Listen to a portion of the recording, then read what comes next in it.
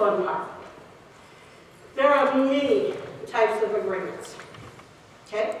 Agreements, personal agreements, business agreements. We're talking basically about business agreements, but divorce decrees, they're agreements. Your real estate mortgage, it's an agreement. And a lot of them will take some of these forms, some of them won't. We're going to basically spend a little time on purchase orders, product purchase agreements, service agreements, which I kind of lump together, non-disclosure agreements, and task orders. Is there any other type of agreement that you use very often in your business? That you see more often than not? CPAs. CPAs? CDAs? CT. What's a CTA? Okay. And would they might take the form of one of these other ones? Not sure. They may have a combination of both.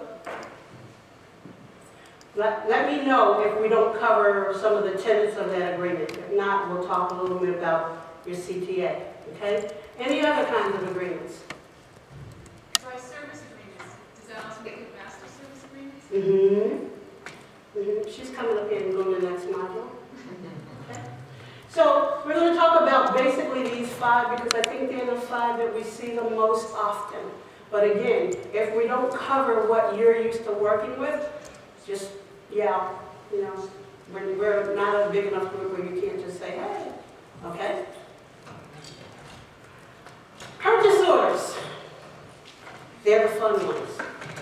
And I say they're the fun ones, I'm getting off this creepy stage, is because they're the simple ones. They're the ones that you will see very often when you are going somewhere and you want to just buy 6 widgets, okay? Six widgets. We'll just go with widgets because I know we have all kinds of people representing different kinds of companies in the room, and I don't want to make anybody think I'm picking on one, not picking on the other. So we'll go with widgets. Okay? You want to buy 6 widgets, you want to buy them from me. You think you want to buy them from me. And you're not going to ever really come back again because you only want these 6 widgets. You don't need them for any long-term thing. I'm going to say, hey, why don't you just give me a purchase order? Purchase order for $1 million. You buy them from me, remember? I want $1 million. Okay? Want a purchase order, and that's it. Oh, but wait. On the back of my purchase order are some terms and conditions. How many people have looked for a purchase order and found terms and conditions on the back of them? Or on the front of them? And then you go, well, I don't need these. Be very, very careful, okay? First of all, purchase orders are, like I said, short, simple, sweet, to the point. They're very rarely negotiated, and they generally favor the person issuing the purchase order. Okay? They basically want their terms and conditions, and after all, they're buying it. You should be able to deal with it for these 6 widgets. Okay?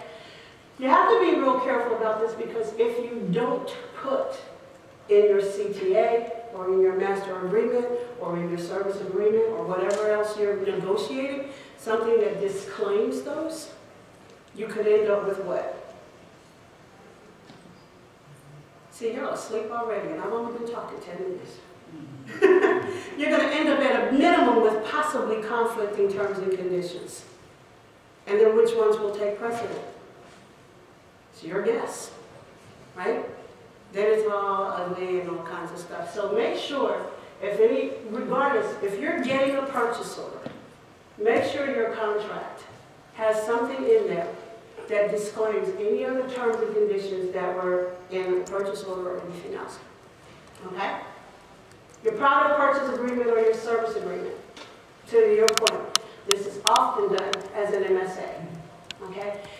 It can be done as not as an MSA, but that's typically when you're going to buy 150 widgets for this one time, but we're going to buy them over a year. We're going to buy them over 18 months. Well, we don't want a purchase order. We want something that's going to be a little more favorable to both of us. I want to negotiate those terms and conditions as to how I pay you, when you're giving me the widgets, what kind of warranty the widgets have on them, those kind of things.